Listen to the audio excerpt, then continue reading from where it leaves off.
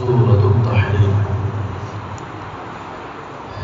أعوذ بالله من الشيطان الرجيم.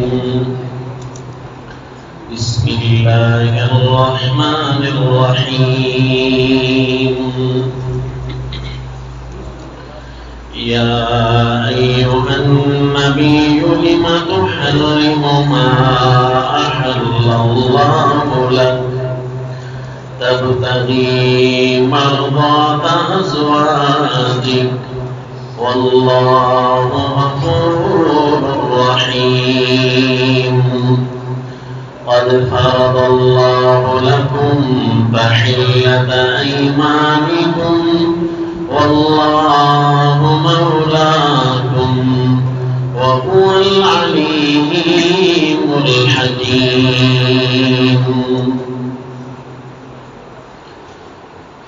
صلی اللہ علی النبی الکریم.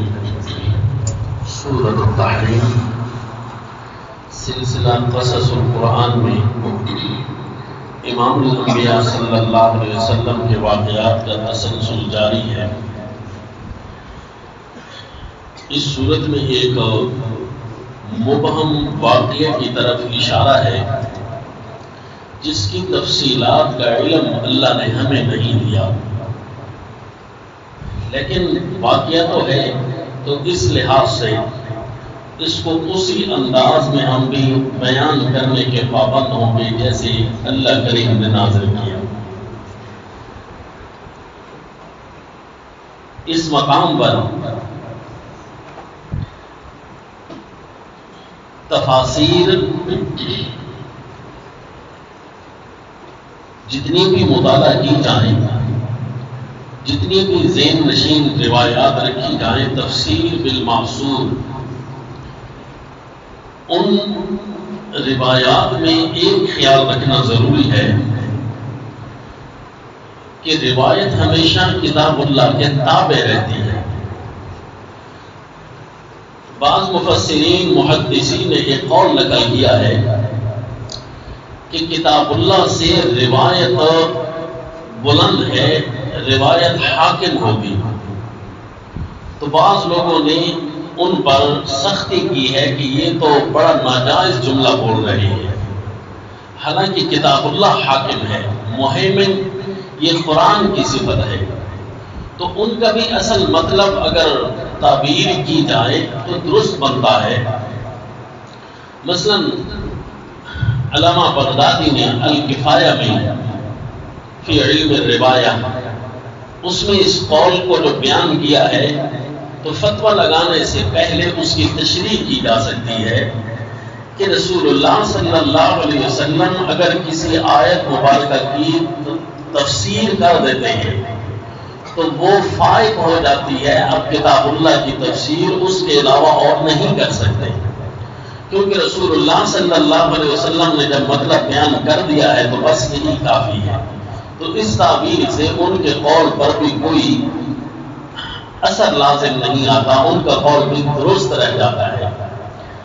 لیکن اس کا پھر یہ مطلب نہیں کہ ہر روایت اسی طرح حاکم مان جاتی ہے. رسول اللہ صلی اللہ علیہ وسلم کا فرمان طیب ہو حاکم ہے، لیکن اللہ کے نبی کے فرمان تک پہنچتے ہوئے روایات ان کے اندر طریق شامل ہو گیا ہے، سند شامل ہو گئی ہے. تو اس سند نے اس روایت کا ہونا، رسول اللہ صلی اللہ علیہ وسلم کے فرمان کا ہونا قطعیت سے نکال دیا. یہ بات قطعی نہیں رہی، کیونکہ سند درمیان میں آ گئی ہے تو وہ خبر احاد کے قبیل سے ہو گئی ہے. جب کوئی چیز خبر واحد ہو جائے تو وہ قرآن کا کم از کم مقابلہ تو نہیں کر سکتی اپنی حیثیت کے مطابق. تو اب اس مقام پر کہ رسول اللہ صلی اللہ علیہ وسلم کے بارے میں قرآن میں لفظ ہے لما تحرم، اللہ کے نبی آپ نے کیوں حرام کیا. لما تحرم، جبکہ آپ لفظ دیکھ رہے ہیں کہ یہ ماضی کا صیغہ نہیں ہے، لیکن مانا تو پھر روایات کو نہ سمجھنے کی بنیاد پر اگر کیا جائے تو پھر ظاہر ہے غلطی قدم قدم پر آئے گی. آپ نے ایک چیز کو کیوں حرام کیا؟ ما احل اللہ لک، جو اللہ نے آپ کے لیے حلال کر رکھی ہے۔ تو بھئی یہ کون سی چیز تھی جس کی وجہ سے اللہ کے نبی صلی اللہ علیہ وسلم کے ساتھ یہ واقعہ پیش آیا؟ تو اب اس بارے میں دو قسم کی روایتیں ہیں۔ ان روایات کی اصلیت فارمولہ کے طور پر آپ کو گوش گزار کر دیتا ہوں، اس کو محفوظ کر لیں، انشاءاللہ یہ آپ کا بہت کام آئے گی، لیکن اس فارمولے کو اسی طرح یاد رکھنا جس طرح کہ میں عرض کروں گا۔ اگر پھسلن ہو جائے تو کبھی کتاب اللہ پر زیادتی لازم آتی ہے، تو کبھی حدیث رسول اللہ صلی اللہ علیہ وسلم پر زیادتی لازم آ جاتی ہے، تو دونوں طرح سے گناہ ملتا ہے۔ لہذا احتیاط قدم قدم پر ہے۔ بعض اوقات یہی چیز پلسرات بن جاتی ہے، یہیں سے بندہ گرے نقصان بن جاتا ہے۔ دو قسم کی روایات ہیں کہ اللہ کے نبی نے فلاں چیز کو حرام کیا تھا۔ مثلا آپ صلی اللہ علیہ وسلم کی ایک خادمہ لونڈی تھی، اور لونڈی بیوی کی طرح قرآن نے حلال کی ہے، تو لیکن یہ روایات یاد رکھنا کچی ہے، یہ روایت پائے ثبوت تک نہیں پہنچتی کہ ان کا نام مبارک تھا سیدہ ماریہ رضی اللہ تعالی عنہا۔ تو اللہ کے نبی صلی اللہ علیہ وسلم نے ان کے ساتھ قربت نہ کرنے کی قسم کھا لی تھی ازواج مطہرات کے کہنے پر، الیاذ باللہ۔ تو اس پر یہ آیت نازل ہو گئی کہ اللہ نے آپ کے لیے حلال کی ہے اور آپ ان کی قربت نہ کرنے کی قسم کھا رہے ہیں، لم تحرموا۔ تو اس پر مفسرین فرماتے ہیں یہ روایت اس پائے ثبوت تک نہیں پہنچتی کہ کتاب اللہ کی تفسیر کا اس کو حصہ بنایا جا سکے۔ مثلا امام روح المعانی رحمہ اللہ جو بیک وقت محدث بھی ہیں، مفسر بھی ہیں، اور انہوں نے موسوعۃ التفسیر لکھی ہے، بہت بڑی تفسیر، تفاسیر کا خزانہ جسے کہتے ہیں۔ تو انہوں نے اس مقام پر یہ ارشاد فرمایا ہے، واقعی روایت کی اصلیت کو جب خود بھی کھنگالا جائے تو معاملہ اسی طرح پہنچتا ہے۔ تو یہ ایک واقعہ ہوا سیدہ ماریہ رضی اللہ تعالی عنہا کی طرف منسوب ہو، جس کی روایات کچی ہیں سند کے اعتبار سے۔ اب دوسرا واقعہ کیا ہے؟ کہ اللہ کے نبی صلی اللہ علیہ وسلم کے ساتھ شہد والا واقعہ پیش آیا تھا کہ آپ نے شہد کو نہ کھانے کی قسم کھا لی تھی۔ وجہ بنی تھی کہ اس میں سے ایک پھول ہے مغافیر، جس کی بو اللہ کے نبی کو الرجی کرتی تھی، پسند نہیں تھی۔ بعض اچھی چیز کی خوشبوئیں بھی جب الرجک ہو جائیں تو بندے کو اچھی نہیں لگتی، تو بندہ اس سے رکاوٹ کر لیتا ہے۔ مثلا ایک اچھی سے اچھی خوشبو آپ استعمال کریں، لیکن اس کو روزانہ سونگتے رہیں، روزانہ لگاتے رہیں، تو بالآخر جب آپ کی طبیعت کے نقطہ عروج کو ٹچ کرے گی تو وہ الرجی بن جائے گی۔ ٹھنڈا پانی ہے آپ پیتے ہیں، آپ کو اچھا لگ رہا ہوتا ہے، لیکن جب آپ حد سے زیادہ آپ پیئیں گے تو ظاہر ہے زکام کا خطرہ ہے، الرجی کر جائے گا، وہ آپ کو گلا خراب ہو جائے گا وغیرہ۔ تو ہر چیز کی ایک احتیاط ہوتی ہے۔ اسی طرح رسول اللہ صلی اللہ علیہ وسلم کو مغافیر کی جو بو تھی وہ آپ کو طبیعت اچھی نہیں لگتی تھی۔ تو کسی نے کہا کہ آپ نے شاید شہد پیا ہے اس وجہ سے مغافیر کی بو آ رہی ہے، تو اللہ کے نبی نے حلف اٹھا لیا کہ میں آئندہ شہد نہیں کھاؤں گا۔ تو اس پر آیت نازل ہو گئی لِمَ تُحَرِّمُ مَا أَحَلَّ اللَّهُ لَكَ، اللہ نے آپ کے لیے شہد حلال کیا ہے تو آپ اس کو حرام کیوں کر رہی ہیں؟ اب کیا یہ روایت ثابت ہے کہ نہیں؟ تو اس بارے میں دو باتیں یاد رکھیں جی کہ اللہ کے نبی نے کس کے پاس شہد پیا تھا؟ دو قسم کے الفاظ ملتے ہیں کہ ایک یا تو حضرت سیدہ زینب کے پاس پیا تھا یا حضرت سیدہ حفصہ رضی اللہ عنہما، یہ دونوں ازواج مطہرات ہیں، ان کے پاس پیا تھا شہد۔ اور اللہ کے نبی کو جتلانے والی کہ آپ نے شہد پیا ہے، یہ دو عورتیں کون تھیں؟ جتلانے والی دو بیویاں۔ تو کچھ روایات میں آتا ہے کہ حضرت سیدہ حفصہ اور حضرت سیدہ عائشہ رضی اللہ عنہما، ان دو نے آپ کو شکایت لگائی تھی مغافیر کی۔ اور دوسری روایت میں آتا ہے حضرت سیدہ سودا اور حضرت سیدہ حفصہ سیدہ صفیہ رضی اللہ تعالی عنہما، یہ بھی ازواج مطہرات میں سے ہیں، ان دو نے شکایت لگائی تھی۔ اب روایات امام بخاری رحمہ اللہ کے پاس آئیں۔ امام بخاری رحمہ اللہ تو ڈاکٹر ہیں روایات کے، اور آپ تو ماہر فن ہیں اور اتنے عظیم آدمی ہیں، ورع اور تقوی ان کا اتنا کمال کا ہے کہ اللہ نے ان سے جو خدمت دین لی ہے، انہوں نے جس وجہ سے قلم اٹھایا تھا اللہ کے نبی کے احادیث کو جمع کرنے کا، وہ تھا ذب عن السنہ، دفاع عن السنہ، کہ اللہ کے نبی کی سنت سے دفاع کیا جائے، ذات مبارکہ سے دفاع کیا جائے۔ تو آپ نے ان احادیث پر ڈاکٹریٹ کی ہے کہ پڑھنے والا اگر امام بخاری رحمہ اللہ کی کتاب کو انہی کے نہج پر رکھتے ہوئے اگر پڑھے تو اسے کمال حاصل ہو سکتا ہے۔ جو نہج امام بخاری رحمہ اللہ نے اپنی کتاب میں ودیعت فرمایا ہے، اسی نہج میں اتنا کمال ہے کہ یہ عام لوگوں کو ملنا تو کجا، یہ بڑے بڑے محدثین دیکھ کر وردہ حیرت میں پڑ جاتے تھے۔ مثلا امام مسلم جن کی کتاب کو خود درجہ اولا حاصل ہے، آپ جب امام بخاری رحمہ اللہ کو دیکھتے تھے، کتاب پڑھ رہے ہوتے تھے نا، اور سامنے کبھی امام بخاری رحمہ اللہ تشریف لاتے دکھائی دیتے، کھڑے ہو جاتے، اس وقت ان کے اوپر بخاری شریف کی نہج کا، دفاع عن السنہ کا اس قدر غلبہ ہوتا تھا کہ آپ ان کو دیکھ کر ہی فرماتے امیر المؤمنین فی الحدیث، کہ واقعی حدیث کے اندر جو امیر ہے نا وہ آپ ہی بن سکتے ہیں، کہ اللہ نے آپ کو اتنے کمال دیے ہیں۔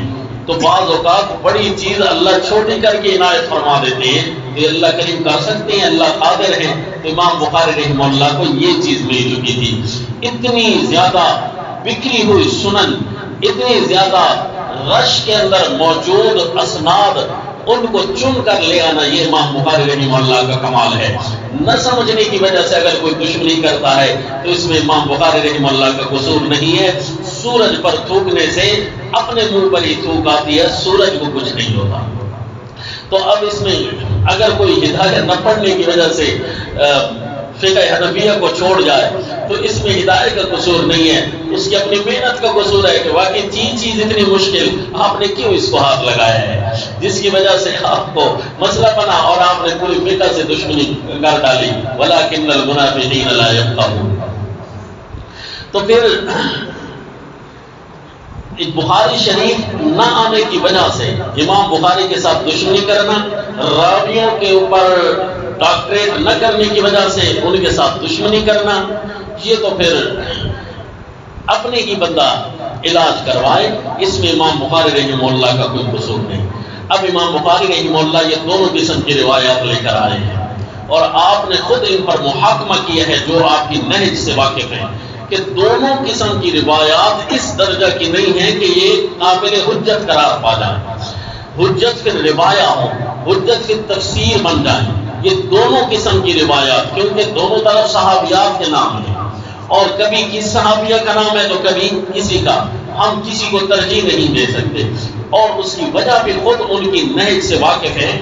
جو لوگ وہاں ایک راوی ہیں امام زہری، وہ بھی امیر المومنین فی الحدیث ہیں، ان کے اوپر بھی کوئی ایسی جرح نہیں ہے کہ جو ان کے ورع اور کمال یا تقوی پر حاوی ہو سکے، بلکہ اتنا کچھ ہے کہ وہ خود فرماتے ہیں کہ میرے پاس آدھی روایات غیر مسند پہنچی ہیں، اور آدھی روایات تقریباً 2200 روایات کے وہ راوی ہیں، اور آدھی روایات میرے پاس سلسلہ سند سے پہنچی ہیں۔ تو جن روایات کے بارے میں ان کے پاس سند نہ ہوتی تھی تو خود بتا دیتے تھے یہ بلاغات میں سے ہے، من بلاغات زہری، یعنی امام زہری رحمہ اللہ کو یہ کسی نے باتیں بتائی ہیں۔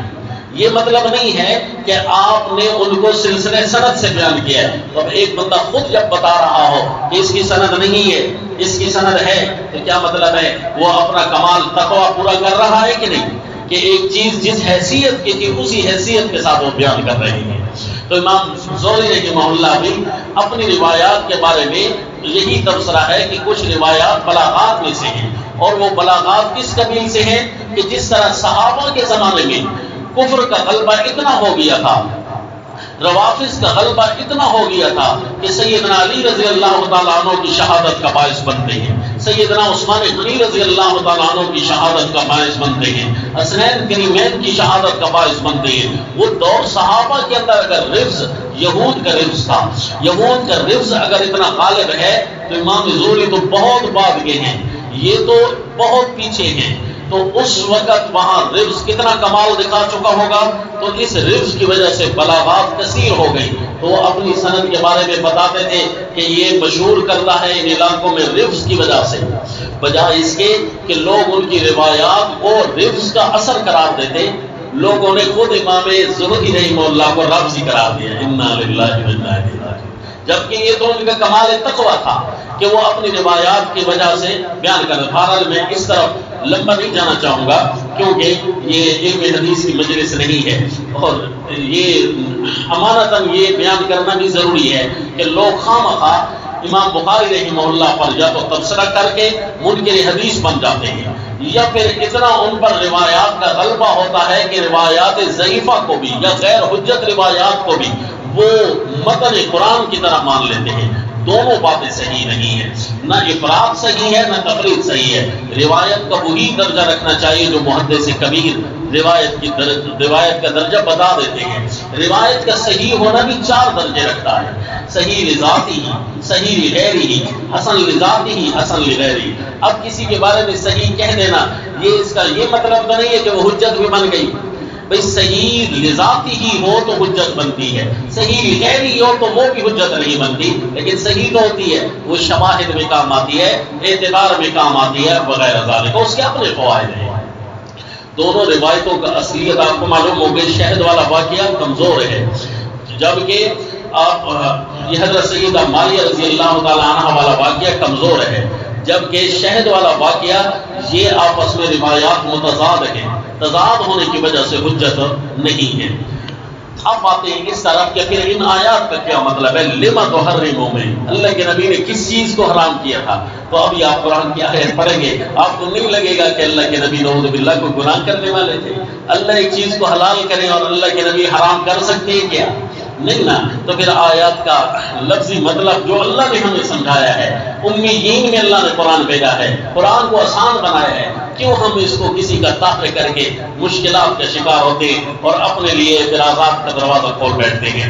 کتاب اللہ کو کتاب اللہ کے تابع رکھ کر پڑھا جائے، اس میں نہ اپنی منمانی کی جائے نہ کسی کی منمانی کو برداشت کیا جائے. اب رہ جاتا ہے کہ یہ آیت اگر اس کا کوئی مطلب نہیں تو پھر کیا شان نزول سے خالی ہوں گے؟ یہ تیسرا پوائنٹ بھی یاد رکھیں. تو بڑے بڑے محدثین مفسرین شان نزول کی اصلیت بیان کرتے ہیں. مثلا امام یعنی قریبی زمانے میں حضرت امام شاہ ولی اللہ رحمہ اللہ اور متاخرین کے زمانے میں امام سیوطی رحمہ اللہ، جن کی تفسیر علوم القرآن میں، تفسیر تو نہیں کہہ سکتے، علوم القرآن کی کتاب ہے الاتقان، اس کے اندر وہ بتاتے ہیں کہ یہ جو شان نزول ہوتا ہے نا، اس کے بغیر قرآن کو حل کیا جائے. شان نزول فضول نہیں ہے، لیکن شان نزول قرآن کے پر حاکم بھی نہیں ہے.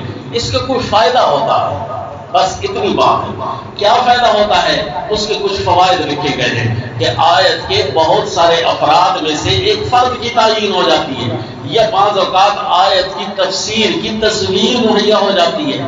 یہ کافی ہے نا فائدہ، اس میں توضیح مزید اگر مل جاتی ہے. اب پہلے آیات کو حل کیا جائے، اگر کوئی شان نزول کی ضرورت پڑتی بھی ہے، ضرورت نہیں، کوئی استفادہ پڑتا ہے، تفسیر کی صورت کی ضرورت پڑتی ہے، تفسیر کی تصویر کی ضرورت پڑتی ہے، تو شان نزول کو پڑھا جائے. اس کا مطلب ہے شان نزول کے بغیر آیت کو حل کرنا ہے. اگر شان نزول کے ساتھ کسی آیت کو حل کیا تو امام شاہ ولی اللہ رحمہ اللہ فرماتے ہیں پھر آپ کا نقصان ہوگا. اضر شیء فی فہم القرآن، قرآن کے معانی کے فہم میں بڑا نقصان ہوگا آپ کا. جو اللہ کریم فرمانا چاہتے ہیں آپ وہاں سے نکل جائیں گے اور بندوں کے تابع ہو جائیں گے. چنانچہ آپ پہلے قرآن کی آیت کو پڑھتے ہیں، اس کا کیا مطلب ہو سکتا ہے، مطلب انشاءاللہ آپ نے ذہن نشین کرنا ہے اور اس مطلب کو آگے پہنچانا بھی ہے، اور اس کو یاد بھی رکھنا ہے، کھنگالنا بھی ہے، تحقیق بھی کرنی ہے، تدبر بھی کرنا ہے. چنانچہ فرمایا اعوذ باللہ من الشیطان الرجیم بسم اللہ الرحمن الرحیم یا ایھا النبی لم تحرم ما احل اللہ لک. اے نبی آپ کیوں حرام کریں گے اس چیز کو ما احل اللہ لک، جو اللہ نے آپ کے لیے حلال کی ہے۔ اللہ کے نبی نے حرام کی تو نہیں ہے، کیونکہ صیغہ اس کی اجازت نہیں دیتا، زمانہ ماضی۔ اب رہا حال یا استقبال، کون سا معنی کریں گے؟ آپ کیوں حرام کر رہے ہیں یا آپ کیوں حرام کریں گے؟ اب حرام کر رہے ہیں والا معنی بھی اجازت اس لیے نہیں ہے کہ اللہ کے نبی اللہ کے حلال کو حرام نہیں کرتے اور اللہ کے حرام کو حلال بھی نہیں کرتے۔ تفسیر کا سبق آپ نے پڑھا ہوگا، یہ سورۃ التحلیلات الالہیہ ہے اور پچھلی سورۃ التحریمات الالہیہ ہے۔ تو یاد رکھیں، اللہ نے ایک چیز کو حلال کیا ہے، اس کو حرام کرنا یہ تو نبی کے مشن کے خلاف ہے، کیونکہ نیازات اللہ یہ اللہ تعالیٰ کی چیزیں ہیں، تحریمات اللہ یہ اللہ تعالیٰ کی چیزیں ہیں، اس میں نبی دخل اندازی کر سکتے ہیں کیا؟ ما یکون لی ان ابدلہ من تلقاء نفسی، اللہ کے نبی خود فرماتے ہیں میں اور اللہ کی باتوں میں تبدیلی کروں یہ تو میری شان ہی نہیں ہے، میری طاقت ہی نہیں ہے۔ ما یکون لی ان ابدلہ، تو ایک ہی معنی بچا پیچھے کیا جی؟ لما تحرموا، آپ کیوں حرام کریں گے اس چیز کو جو اللہ نے آپ کے لیے حلال کیا؟ تو کیا مطلب ہے جی؟ اللہ کریم کیوں اس بات کی طرف توجہ دلا رہے ہیں آپ کو؟ یعنی اللہ کے نبی نے ایک چیز نہیں حرام کی ہی نہیں ہے، نہ کر رہے ہیں، نہ آئندہ کو خطرہ ہے، کیونکہ اگر یہ بات اللہ کے حلال میں ہاتھ ڈالنا یہ گناہ ہے تو اللہ کے نبی آئندہ بھی تو نہیں کریں گے نا۔ پھر کیا مطلب ہے لما تحرموا، آپ کیوں حرام کریں گے ایک ایسی چیز کو جو اللہ نے آپ پر حلال کی ہے؟ منشأ آیت کیا ہے؟ پچھلی سورت پڑھیں گی، منشأ حل ہو جائے گا۔ یہ دیکھیے جی، یا ایھا النبی اذا طلقتم النساء فطلقوهن لعدتهن، اے نبی اذا طلقتم النساء، جب آپ طلاق دیں عورتوں کو، اے نبی اذا طلقتم النساء ہونا چاہیے، یہاں تو لفظ ہے اذا طلقتم النساء، جمع کا صیغہ ہے۔ کیا مطلب ہے جی؟ یا ایھا النبی، تو یہاں پر تمام مفسرین محدثین فرماتے ہیں معنی یہی ہے کل امتی کا اذا طلقتم النساء، اے نبی فرما دیجئے اپنی امت کو کہ جب آپ طلاق دینے لگے نا تو پھر ان شرعی حدود کا خیال کرنا، فطلقوهن لعدتهن۔ تو یہ اللہ کے نبی صلی اللہ علیہ وسلم کو خطاب ہوا اور آپ کی وساطت سے امت کو کہا جا رہا ہے، تو شروع ہی سے کہا جاتا یا ایھا الذین آمنوا اذا طلقتم النساء، تو اللہ نے اسلوب کو بدل دیا۔ کیوں بدلا جی؟ اس میں اشارہ ہے، بہت بڑا نقطہ ہے۔ یا ایھا النبی لما تحرموا، آپ کو مزہ آ رہا ہے تفسیر پڑھتے ہوئے، یا ایھا النبی اذا طلقتم النساء، اصل میں بتانے کا مقصد کیا تھا؟ مقصد یہ ہے کہ اتباع تم نے نبی کی کرنی ہے، نبی کے گھر والے اصول میں بھی۔ اس سورہ البقرہ میں اللہ نے کچھ احکام پڑھائے ہیں، ان احکام میں اللہ نے گھر کے اصول بڑے تفصیل کے ساتھ ارشاد فرمائے ہیں۔ ان میں مومنین کو کثرت سے خطاب کیا، دھیان کرنا، گھر کے معاملے میں ذرا بھی کوئی پھسلن ہو گئی، گھر کے معاملے میں ذرا بھی کوئی زیادتی ہو گئی، گھر کے معاملے میں ذرا بھی کوئی بد اخلاقی ہو گئی، اللہ ناراض ہو جائیں گے۔ اس لیے گھر کے معاملے میں کافی احتیاط کی تاکیدات ہیں۔ رسول اللہ صلی اللہ علیہ وسلم بھی صحابہ اکرام کو گھر کے بارے میں بڑی تنبیہ فرمایا کرتے تھے۔ افضل اخلاق والا وہ ہے جس کے گھر میں اخلاق بنے ہوئے ہوں، اگر گھر میں اخلاق بنے ہوئے نہ ہوں تو باہر اخلاق کرنے سے وہ فوائد حاصل نہیں ہوگے جو اخلاقیات سے فوائد حاصل ہوتی ہیں۔ یا ایھا النبی کل امتی کا، اپنے صحابہ سے فرما دیجیے، اپنی امت سے فرما دیجیے۔ تو پھر یہ کیا مطلب ہے کہ نبی کے ذریعے خطاب نبی کو کر کے گویا سمجھانے کا مطلب یہ تھا کہ اسی طرح گھر میں رہو جس طرح نبی رہتے ہیں۔ نبی طلاق کیوں دیں گے؟ نبی کے لیے اللہ نے کچھ حلال کیا ہے، اللہ کے نبی اپنے اوپر کیوں حرام کریں گے؟ یا ایھا النبی لما تحرموا۔ اب اس اشکال کا جواب آ گیا کہ خطاب اللہ کے نبی کو ہے اور طلاق کے احکام امت کو بیان ہو رہی ہیں، کیا اللہ کے نبی کے لیے ضروری نہیں ہے؟ کہا لما تحرموا، اللہ کے نبی ایک چیز کو کیوں حرام کریں گے جو اللہ نے حلال کی ہے؟ بھئی اللہ نے تو ساری عورتوں کو حلال کیا ہے، سارے لوگوں پر حلال کیا ہے، آپ صلی اللہ علیہ وسلم کے لیے کوئی الگ حلال کیا ہے؟ جی ہاں، اللہ کے نبی کے لیے جس انداز سے عورتیں حلال ہوئی ہیں وہ انداز اللہ نے امت کے لیے نہیں دیا. مثلا دیکھ لیجیے سورہ الاحزاب.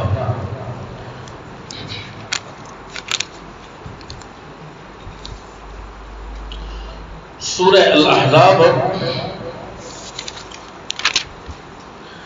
آیت نمبر 52 میں فرمایا لا يحل لك النساء من بعد ولا أن تبدل بهن من أزواج ولو أعجبك حسنهن إلا ما ملكت يمينك وكان الله على كل شيء رقيبا.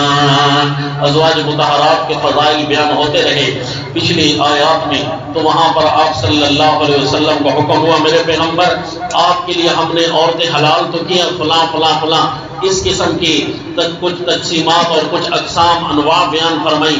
آپ شادی کر سکتے ہیں ان کے ساتھ خالصۃ اللہ کا، آپ کے لیے یہ چیز حلال ہے. باقیوں کے لیے تو 4 تک کی اجازت ہے، لیکن آپ کو یہ انواع بھی ان میں سے شادی کرنا بھی آپ کے لیے حلال ہے.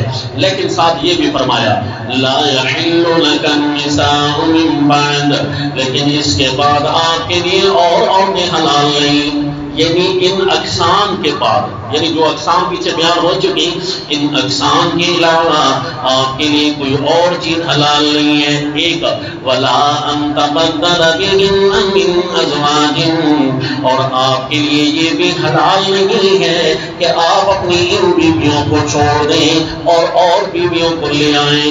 ولا ان تبدل بهن من ازواج، دیکھا یہ خاص حکم ہے. اور امت کے لیے حکم نہیں ہے کہ جس بیوی کو اپنے پاس رکھے اس کو طلاق دے ہی نہیں سکتے. یعنی طلاق دینا اگرچہ ناجائز ہے، لیکن اگر کسی نے طلاق دی ہے تو اس کے عوض میں کوئی اور بھی شادی کر سکتے ہیں. مثلا ایک کی 4 بیویاں ہیں، 3 میں سے 4 میں سے ایک کو طلاق دے دی تو ایک سیٹ خالی تو ہو جائے گی. لیکن آپ صلی اللہ علیہ وسلم کے لیے حکم نہیں ہے. فرمایا لا يحل لك، آپ کے لیے یہ حلال نہیں ہے ان تبدل بهن من ازواج، کہ ان کے عوض آپ کوئی اور عورت لے کر آئے. یعنی ازواج مطہرات کی شان اللہ بیان کر رہے ہیں کہ اس کمال تک پہنچ گئی ہیں کہ آپ ان کو اب حق کے زوجیت سے باہر بھی نہیں کر سکتے. تو جب اللہ کے نبی حق کے زوجیت سے باہر نہیں کر سکتے تو اللہ کے نبی طلاق دے سکتے ہیں؟ نہیں نہ دے سکتے. تو یا ایھا النبی اذا طلقتم، یہاں پر کیا مطلب؟ اے نبی آپ نے تو طلاق نہیں دینی، لیکن آپ اپنے صحابہ کو فرمائیں آپ اگر طلاق دیں. اللہ کے نبی اگر طلاق دیں گے تو کیا مطلب؟ اللہ کے حلال کو حرام کر رہے ہیں. جو چیز اللہ نے آپ کے لیے حلال کی اس کو حرام کر رہے ہیں. یہ ازواج مطہرات آپ کے لیے حلال ہیں، آپ نے طلاق نہیں دینی. یہ لما تحرم کا محمل آ گیا ہے. لما تحرم ما احل اللہ لک، کیوں آپ حرام کریں گے وہ چیز جو اللہ نے آپ کے لیے حلال کی ہے. تبتغی مرضات ازواجک، یہ مقام ذم نہیں، یہ مقام مدح ہے. روایات کے تحت رہیں تو یہ مقام ذم بن جاتا ہے، لیکن حقیقت یہ ہے کہ یہ مقام مدح ہے. فرمایا تبتغی مرضات ازواجک، آپ اپنی بیویوں کو طلاق کیوں دیں گے؟ آپ تو اپنی بیویوں کی خوشی کو چاہتے ہیں، آپ تو اپنی بیویوں کی رضا کو چاہنے والے ہیں، جس رضا کا اللہ نے حکم دیا ہے. مثلا سورہ الاحزاب میں اللہ نے اسپیشلی آپ صلی اللہ علیہ وسلم کو ازواج مطہرات کی رضا کا حکم دیا ہے. مثلا سورہ الاحزاب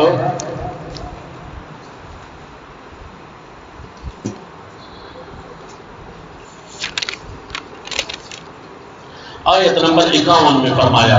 پہلے آیت 52 پڑھ رہے تھے، یہ آیت نمبر 51. ترجی من تشاء منهن وتؤوي إليك من تشاء ومن ابتغيت ممن عزلت فلا جناح عليك ذلك أدنى أن تقر أعينهن ولا يحزن ويرضين بما آتيتهن كلهن. اے میرے پیغمبر، آپ اپنے ازواج کی باری آپ پر ضروری نہیں ہے، کیونکہ آپ کے مقاصد میں سے دنیا میں آنے کا مقصد کوئی اور ہے. لیکن اگر آپ کسی کو جتنا بھی ٹھکانہ اپنے پاس دے یا کسی کو اپنے سے عزل کرے تو آپ پر کوئی بوجھ نہیں ہوگا، چونکہ آپ کی ذمہ داری نہیں ہے۔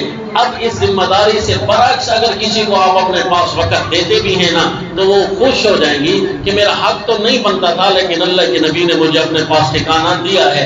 لا یحزننا، وقت نہ دینے پر وہ غمگین نہیں ہوں گی، وقت دے دیا تو یرضینا، وہ بڑی خوش ہو جائیں گی۔ اس کا مطلب ہے اپنی ازواج کی خوشی تو اللہ کو مقصود ہے، اسی لیے تو حکم ہے تاکید در تاکید کہ اپنے گھر کے نظام کو خوبصورت بنا کر رکھو، ان کی کچھ نہ کچھ برداشت کرتے رہا کرو۔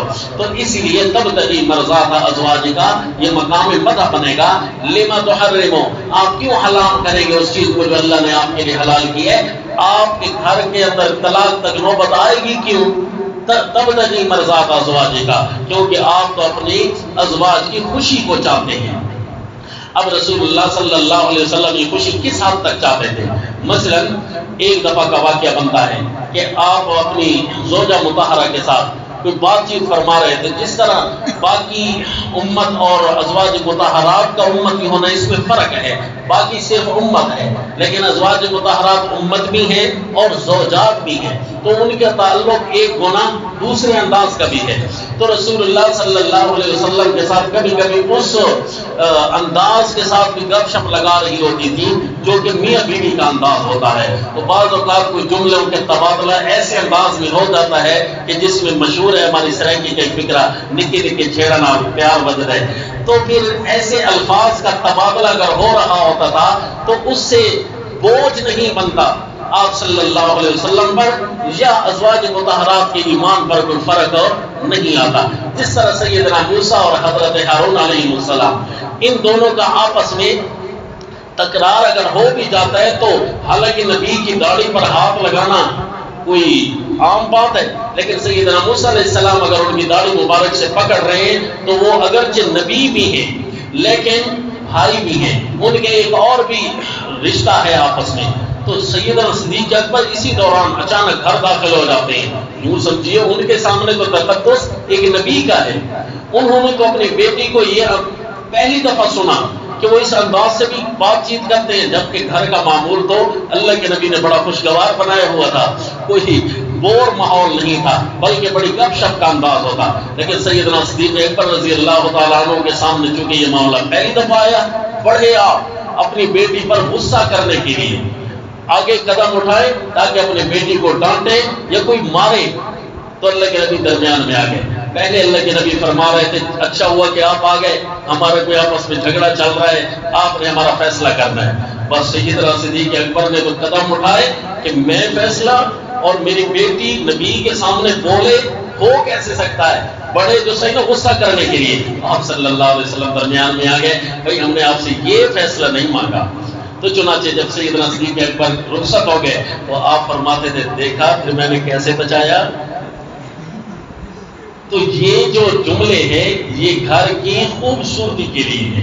رسول اللہ صلی اللہ علیہ وسلم تب تک مرضات ازواج، یہ اس کی باقاعدہ عملی تصویر ہے، اپنے گھر پر کوئی ایسے حاکم بن کر نہیں رہے تھے کہ دوستانہ ماحول ہی رفع ہو جاتا، جو کہ مقاصد حیات میں سے ہے۔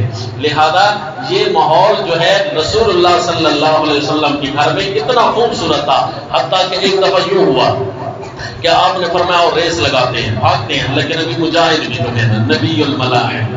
تو سیدہ امی عائشہ صدیقہ فرماتی ہیں کہ پہلے چونکہ بدن اتنا بھاری نہیں تھا لہذا میں آگے نکل گئے، کچھ عرصہ بعد پھر اللہ کے نبی نے فرمایا اور ریس لگاتے ہیں، پھر جب بھاگے تو اللہ کے نبی آگے نکل گئے، کیونکہ جسم مبارک بعد میں بوجھل سا ہونے لگ گیا سیدہ امی عائشہ کا۔ تو فرماتی ہیں آپ اللہ کے نبی آگے نکل گئے تو اللہ کے نبی نے پھر پچھلا واقعہ یاد دلایا، تیل کا بدل کا برابری سرابری ہو گئی نا، یعنی اللہ اپنے نبی سے آگے کسی کو کسی صورت میں جانے ہی نہیں دیتا، بہرحال وہ برابری سرابری ہو گئی، یعنی گھر کا اتنا اچھا ماحول ہوتا ہے۔ اور اسی طرح آپ صلی اللہ علیہ وسلم نے فرمایا عائشہ جب تم مجھ سے ناراض ہوتی ہے تب بھی مجھے پتہ چل جاتا ہے کہ تیرے جملوں کے انداز مجھے بتا رہے ہوتے، اور فرمایا اللہ کے نبی وہ کیسے؟ کہا جب آپ مجھ سے خوش ہوتی ہیں تو آپ کہتی ہے آپ کے رب کی قسم اور جب آپ ناراض ہوتی ہے تو میرا نام نہیں اٹھاتی، کسی اور نبی کا نام لے لیتی ہے کہ فلاں نبی کے رب کی قسم جی، تو مجھے پتہ چل جاتا ہے کہ لگتا ہے آج معاملہ کوئی، تو یہ گھر کا ماحول ہوتا ہے۔ تب تغی مرضات ازواجک، یہاں پر اللہ کے نبی کو حکم ہوتا ہے لما تحرم ما احل اللہ لک تب تغی مرضات ازواجک۔ وہ یہ پچھلی صورت کی عملی تصویر ہے کہ اے مومنو تم نے بھی اگر جہاد کرنا ہے، کیونکہ جہاد کی گفتگو بھی چل رہی ہے پچھلی صورتوں میں، جہاد کرنا ہے تو سب سے پہلے اپنے نفس کے خلاف جہاد کرو، کسی کی کڑوی کسیدی برداشت کیا کرو ماحول بنانے کے لیے تاکہ بگڑے نہیں، جتنا آپ سے ہو سکتا ہے۔ تب تغی مرضات ازواجک، اپنی ازواج کی باتیں اور ان کی رضا کو حاصل کیا کریں۔ اب اگلا جو حکم ہے نا، اللہ کے نبی نے جب قسم اٹھائی نہیں ہے تو پھر یہ کیوں آیت آگے قد فرض اللہ لکم تحلۃ ایمانکم، شہد کے بارے میں، سیدہ ماریہ کے بارے میں جب یہ قسم اٹھائی نہیں ہے تو یہ آیت اس کا پھر کیا محمل ہوگا؟ تو یاد رکھیے اللہ کے نبی کو خطاب ہی نہیں ہے بلکہ قد فرض اللہ لکم، یہ خطاب پھر صحابہ اکرام کو ہے۔ اے صحابہ، نبی کی اتباع کرنا، اپنے گھر کے معاملات کی درستگی میں بھی، اپنی زوجات کی رضا کی درستگی میں بھی نبی کی اتباع کرنا۔ اگر تمہاری آپس میں نوک جھوک بن جائے تو مرد غصے میں آ کر حلف اٹھا لیتا ہے، عورت بے شک حلف اٹھاتی رہے، اس کے حلف سے کچھ نہیں بنتا، لیکن اگر مرد حلف اٹھاتا ہے تو معاملہ طلاق تک بھی پہنچ سکتا ہے، ایلا تک بھی پہنچ سکتا ہے۔ تو لہذا اللہ نے فرمایا قد فرض اللہ لکم، اے لوگوں اس اپنی عورتوں کی رضا کے چاہنے میں اگر تم سے کوئی کمی کوتاہی ہو جائے اور قسم اٹھا بیٹھے ہو، تم پر پہلے سے فرض ہو چکا ہے اپنی قسموں کو توڑنا۔ اپنی بیویوں کے ساتھ قسمیں نہ اٹھایا کرو، قسمیں اٹھا کر ان کے ساتھ تعلقات میں رکھنے نہ ڈالا کرو، یہ تو اللہ نے پہلے سے تمہارے اوپر فرض کر رکھا ہے۔ اب یہ میں پوری سیر نہیں کرا سکتا، کہاں اللہ نے فرض کر رکھا ہے جی؟ سورۃ البقرہ میں جب احکام تدبیریہ بیان ہوتے ہیں نا، گھر کے احکام، تو وہاں اللہ نے پہلے فرض یہی کیا تھا لا تجعلوا اللہ عرضۃ لایمانکم، اپنے اللہ کے نام کو لے کر نشانہ نہ بنایا کرو ایک دوسرے کو، اور ایک دوسرے کو تنگ نہ کیا کرو، ایذا نہ دیا کرو، اللہ کے نام کو نشانہ نہ بنایا کرو۔ لا تجعلوا اللہ عرضۃ لایمانکم، تو لہذا قسم پر اگر نوبت پہنچ جائے تو قد فرض اللہ لکم تحلۃ ایمانکم، اللہ نے اے صحابہ تمہاری قسمیں کھولنے کا تمہیں حکم دیا ہے۔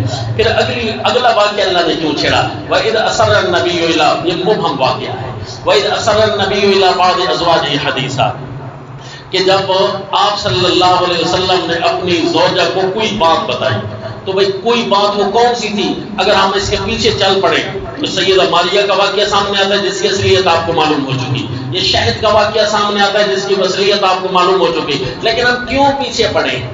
جب یہ راز کی باتیں خود اللہ نے فرما دی ہیں تو اس راز کو کھولنا تو یہ مزاج قرآن کے بھی خلاف ہے۔ جب اللہ نے نہیں بتایا تو ہم اس کے معامل کیوں تلاش کریں؟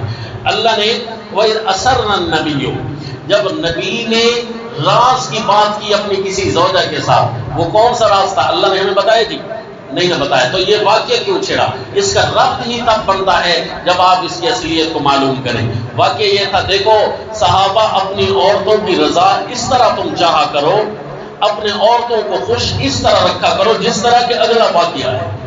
اگلا واقعہ کیا تھا کہ اللہ کے نبی نے کسی بیوی کو کوئی راز کی بات بتائی، اس نے آگے راز آؤٹ کر دیا، حالانکہ نبی کا راز تھا، آؤٹ نہیں کرنا چاہیے تھا، لیکن میں بتا گیا ہوں ایک حیثیت ان کی زوجہ کی بھی ہے، تو پتہ نہیں کیا راز تھا جو کسی کو بتائے۔ ظاہر ہے کوئی ایسا راز تو نہیں ہوگا جس میں اللہ کے نبی کو نقصان ہونا ہے، کیونکہ صحابہ اپنے نبی کو نقصان نہیں دیتے۔ تو پھر اللہ نے وہ منکشف کر دیا، اللہ نے بتا دیا کہ آپ کا راز باہر نکل چکا ہے، اور عرف بعضہ وأعرض عن بعض، اللہ نے بھی پوری بات نہیں بتائی، تھوڑی سی بتائی، تھوڑی سی رکھ لی، فرمایا اظہرہ اللہ علیہ، اللہ نے اس کو ظاہر کر دیا ہے۔ فلما نبأت به قالت من انباک ھذا، فلما نبأها به، جب اللہ کے نبی نے بتایا نا اپنی زوجہ کو کہ میں نے آپ کو ایک بات بتائی تھی، آپ نے آگے بتا دی، انہوں نے کہا جی آپ کو کس نے بتایا کہ میں نے آگے بتا دی؟ قال نبأنی العلیم الخبیر، مجھے العلیم الخبیر ذات نے بتا دیا ہے کہ آپ نے آگے کسی کو یہ میری بات پہنچا دی ہے۔ انہوں نے پوچھا نا سوال کر کے من انبا کہا تھا، آپ کو کسی نے بتایا؟ اب یہ سوال جواب کا انداز کیا بتاتا ہے؟ یہ بتاتا ہے کہ گھر کا ماحول اسی طرح پیار سے رکھنا چاہیے۔ اللہ کے نبی یہاں ڈنڈا لے کر نہیں کھڑے ہو گئے کہ میں نے جب ایک راز دیا تھا تو آپ نے آگے کیوں پہنچایا؟ نہ جی نہ، اللہ کے نبی نے فرمایا کہ لگتا ہے آپ نے راز آگے پہنچا دیا۔ تو انہوں نے پوچھا من انبا، پھر اگلا سوال انہوں نے کر دیا، بجائے اس کے کہ وہ کہتی ہے اچھا میں معذرت کرتی ہوں، انہوں نے پھر سوال کر دیا۔ یعنی یہ گھر کا ماحول اللہ سمجھانا چاہتے ہیں لوگوں کو۔ پھر پوچھ لیا من انبا کہا تھا، اللہ کے نبی آپ کو یہ کس نے بتایا؟ فرمایا قال نبأنی العلیم الخبیر۔ تو یہ صحابہ اکرام کو درس دیا کہ دیکھو گھر کے معاملات اس حد تک پہنچ جاتے ہیں، لیکن پھر بھی ماحول کو بڑا خوشگوار رکھنا یہ تمہارے ذمہ ہے۔ طلاق تک نوٹیں نہیں آئیں گی جس کے پچھلی صورت میں ذکر ہو چکا ہے۔ تو اب الگ ازواج مطہرات کو اللہ نے درس دیا ہے کہ ان تتوبا الی اللہ فقد صغت قلوبکما، اگر تم اللہ کی طرف رجوع کر لو جبکہ تمہارے دل میں بھی یہ چاہت ہے کہ اللہ کی طرف رجوع ہو۔ یہ جملہ بھی مذمت کا نہیں ہے بلکہ مدح کا ہے۔ فقد صغت قلوبکما، تمہارے دل بھی اسی طرف جا رہے ہوتے ہیں کہ رجوع الی اللہ ہی کیا جائے۔ ان تتوبا الی اللہ فقد صغت قلوبکما، اللہ کے نبی پر ان چھوٹی چھوٹی باتوں میں بھی مظاہرہ نہ کیا کرو، اللہ کے نبی کے اوپر زور نہ دکھایا کرو، کیونکہ اگرچہ تم بیویاں ہو لیکن احترام تو رسول کا اور نبیوں کے نبی کی حیثیت تو ہے نا آپ کے شوہر کی۔ اصارتہ ان طلقکن، اگر تمہیں یہ خطرہ ہو کیا فرق پڑتا ہے؟ اللہ نے تو پابندی لگا دی ہے نبی کو کہ آپ طلاق نہیں دے سکتے۔ ولا ان تبدل بہن، لہذا ہم نے یہی ہمیشہ ہمیشہ رہ جانا ہے۔ اتنی بے فکری بھی نہ کرو، اگر اللہ یہ حکم دے سکتے ہیں کہ ان کو طلاق نہیں دینی، اللہ یہ حکم دے کر مجبور تو نہیں ہو گئے، اللہ یہ حکم واپس بھی لے سکتے ہیں۔ عسى ربه ان طلقكن ان يبدله ازواجا خيرا منكن مسلمات مؤمنات۔ اب یہاں پر درس شروع ہو گیا یا ایھا الذین آمنوا کا خطاب۔ یہ ایک مبہم واقعہ تھا، گھر کے ماحول کی خوبصورتی کا ایک واقعہ جو اللہ نے اپنے نبی کے لیے کچھ حلال کیے ہیں۔ اس صورت کا سبق آگے پڑھنا ہے کہ اللہ نے کتنی چیزوں کو حلال کیا ہے اس صورت کے اندر جو بیان ہوئی ہیں، تو وہ سبق کے ساتھ تعلق رکھتی ہیں۔ بہرحال ایک واقعہ یہ بیان ہوا کہ یہ جو مشہور واقعہ ہوتا ہے نا کہ اللہ کے نبی نے فلاں چیز کو حرام کیا، کم از کم ایک مسلمان کا دل گھبرا جاتا ہے یہ کہتے ہوئے کہ اللہ کے نبی کے ذمہ ایک چیز لگائے، پھر لفظی تعویلات کے ذریعے اس لما تحرم کا معنی امتناع والا کیا جائے گا، پھر لفظ کو بھی ہٹا دیا جائے گا۔